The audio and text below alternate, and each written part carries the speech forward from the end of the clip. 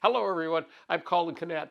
Thanks to Bill in Wichita, I've got a couple of little additions I want to add to my oscillating sander, so let me show you what they are and we'll get started.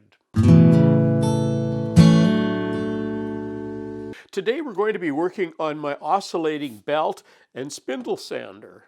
So we're looking at the back of the machine here, and in order to change from the belt to a spindle, you need to remove this little bolt on top here, and that will lift off.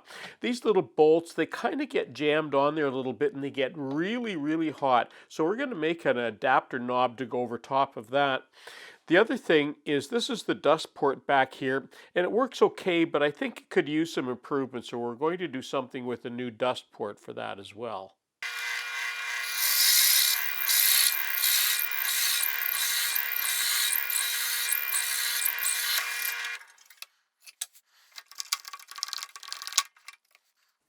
Now there's the knob, and what I need to do is make a hole in my wooden knob that I've just turned this blank on. Now as it turns out, a 1-inch washer is the perfect diameter, so all I'm going to do is lay that over top. I always try and work as simply as I can, and I'm just going to draw a circle around that. There we go. That's all that takes. Now, when I lay this on top here, now when I view this, I'm going to be viewing down, and it may look a little different from where the camera's viewing it, but I can make, wherever there's a bump, I can make a little mark on the wood every place that this knob sticks out a bit. And what I'm going to do there is each one of those bumps I'm going to drill another hole.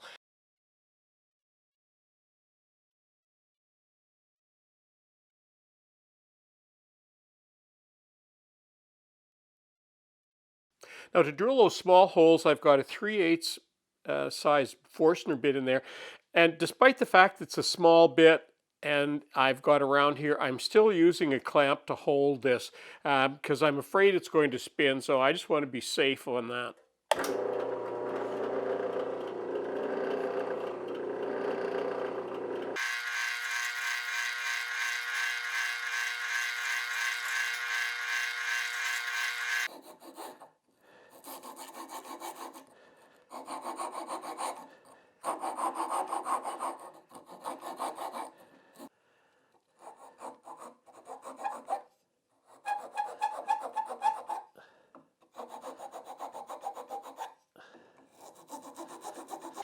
There we go, perfect fit. And you know, I'm not going to worry about making little knurls on there to make it pretty. It's just utilitarian, but you know, now that I think of it, maybe I'll get Paul to make some blanks for me on his CNC machine. Okay, now we're on to the dust collection part, and there's a little screw that comes with this, or bolt that comes with this, and it's fairly narrow, so I just cut a small thin piece of plywood that'll fit in there for that. And off camera, I also found a piece of wood that's a 1/2 inch thick that will take that, I think will sit in there nicely. And that should all fit in there good. Now the next thing I need to do, and I'll just do this off camera, I'm going to take and drill that hole in there with my hole saw. So I just took a moment and trimmed our port off, and with the piece that I have, I just did a little freehand angle on that, and the purpose of that is when I get this mounted on here, when that chute gets on here, I just want to have something a little bit stronger to brace that, so I'll end up gluing that on there. To help speed this up a little bit today, I'm going to use some 5-minute epoxy.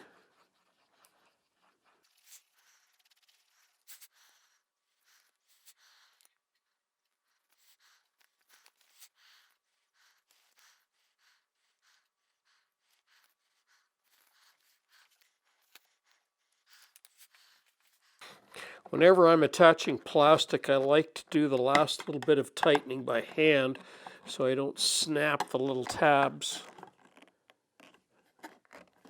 There we go.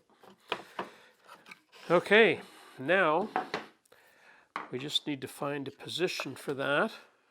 Now what I use for center finding is just an old bolt, and in this case I'm just going to screw it in all the way down as far as I can get it. Sometimes I need to use pliers to get it out, but that's as far as that one's going to go, but that's okay. And this piece of wood here is my alignment. I don't want to go beyond that in case I've got a long piece that I want to put in here. So I want to be behind that, and I'm just going to sort of eyeball this to where that's going to be. And if I look down here, I can see where its position is in there. And that looks right, that looks pretty good right about there. Now if I just push down on that, that'll put an indentation underneath there, and that's exactly where I need to drill a hole. That will be the replacement bolt for that.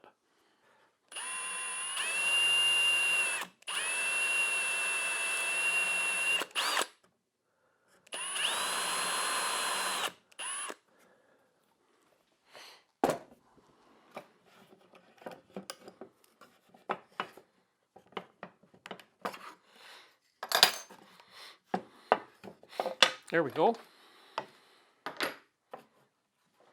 Well, as luck would have it, and here's where you can learn from my mistake, this little bracket that I made in here doesn't allow me to use the bolt that came with it, but all is not lost. It's only a 1/4 inch bolt, and this is actually going to work just fine. In fact, maybe even better, and it's just a 1/4 inch bolt, but it has a head on top, a square head in my case, and I can put that right in there, and it will actually stay in there, which is nice because it means it'll stay with this all the time.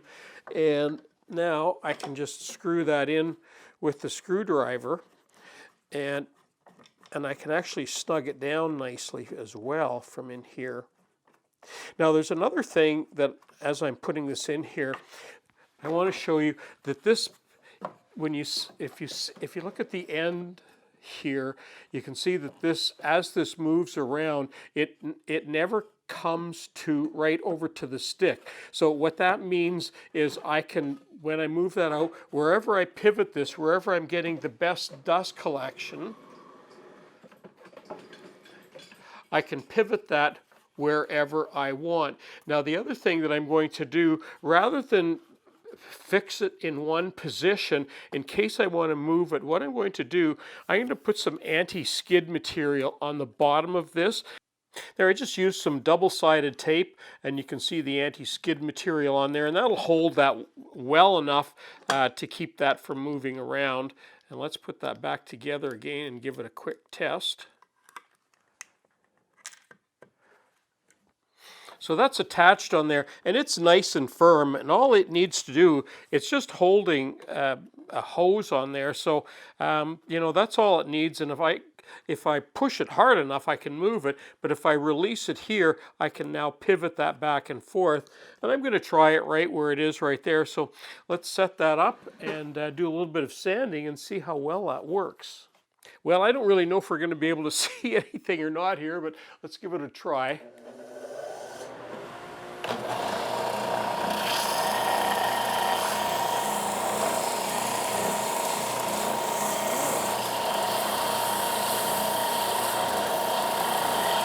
Wow, that's working well.